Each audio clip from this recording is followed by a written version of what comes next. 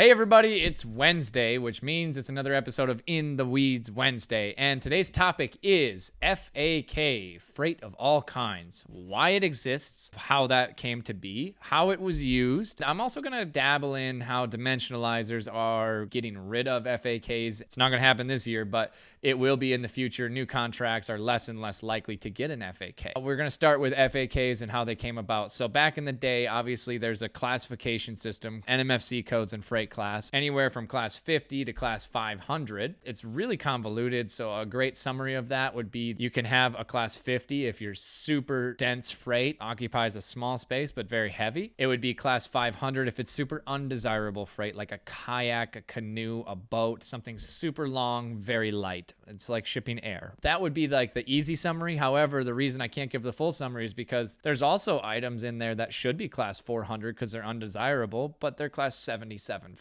It's a specific code, and that's the way it was. On top of that, the NMFC classification system changes every year, a couple of times a year, and there's this very unnecessary board of people who decide this, and they take shipper input and carrier input, and it's always evolving. No one ever knows how to keep up. So then there was an entire companies created to help shippers classify their freight. All of this to say, the carriers and the enterprise level shippers were like, this is too complex. We keep getting reweighs and reclasses, and we can't trust you. You can't trust us. It's been a game of cat and mouse. We try to deceive you with how our freight actually looks and what we're shipping, and you try to deceive us with pricing it carefully so that there's always this risk, a little higher price because we don't really know what's going to be shipped. Having said all of that, the carrier said, why don't we just assign you a freight of all kinds, and we'll just call it a class 85. Everything you ship is going to ship at class 85. Year after year, we're going to see how we operate on that. But instead of having any of these games, we just say it's kind of like a flat class rating, right? So the FAK was invented. Now, it worked for a while for the carriers, but the shippers soon took advantage of that. And the ones who had the buying power got the best FAKs. And as their businesses expanded and maybe they shipped different product lines, everything still shipped under that FAK. And those legacy FAKs are still in the market, and it's 2022. This was back in the 80s, 90s I'm talking about. So some of these companies have had these FAK structures for a long time, and it's a huge advantage because if you re-rated it based on density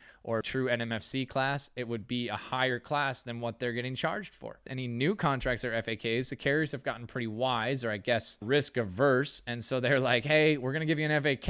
It might be class 92.5 for anything between this class system, right? And so it's between 70 and 125. And we have shippers and clients that we work with that we have FAKs negotiated for. It does help with the reclasses and reweighs and things. The obvious side of it is that the carriers are hedging, and they're like, hey, if we don't have exact dimensions and pictures of the freight and know exactly what we're shipping each time, that's risky for us on our ORs. And so we're going to assign a higher price and a little bit of margin there. And so the FAKs are not nearly as competitive as they used to be. If you've listened this far on In the Weeds Wednesday, I appreciate you, but also I'm going to put the rest of this video on YouTube. We put all of our videos there, but specifically for In the Weeds Wednesday, we're going to always put our long form videos there. If you're interested, I'm going to continue talking about this topic and go into more detail on a few more topics in this video on the YouTube channel. I appreciate all you guys. We'll see you again on Freight Story Friday. I'm going to continue talking about this topic. We've talked about how FAKs came about and the class system and why they're being used. Now I'm going to talk about the future state, and that is that the carriers in the last 5 years brought in dimensionalizers. They did that in order to be able to get accurate reweighs and reclasses, and it's kind of a revenue center for them. I call it a profit center. They say they did it because they wanted to know exactly what was being shipped, and that's fair. They wanted to know what was on their trucks, and they want to utilize that space as wisely as possible. But that kind of threw a wrench in the FAK because now the shippers at every terminal have a dimensionalizer that can take a picture of the freight from above, and they can go ahead and measure everything almost entirely accurately and tell the shipper, hey, we have this dimensionalizer. Now it's not a cat and mouse game. Now we know what's being shipped. These legacy FAKs don't make sense for the carriers anymore. They certainly make sense for the shipper in this market. I do see a lot of conjecture that, FAKs are going to go away. I think it's going to be a while because I think this freight market's going to slow down. The big enterprise level shippers are going to have that power again, and they're probably not going to lose those FAK structures right now. Now, in the future, FAKs will be a thing of the past. See what I did there? Because it'll just be basically parcelization of freight. It's going to be density-based freight.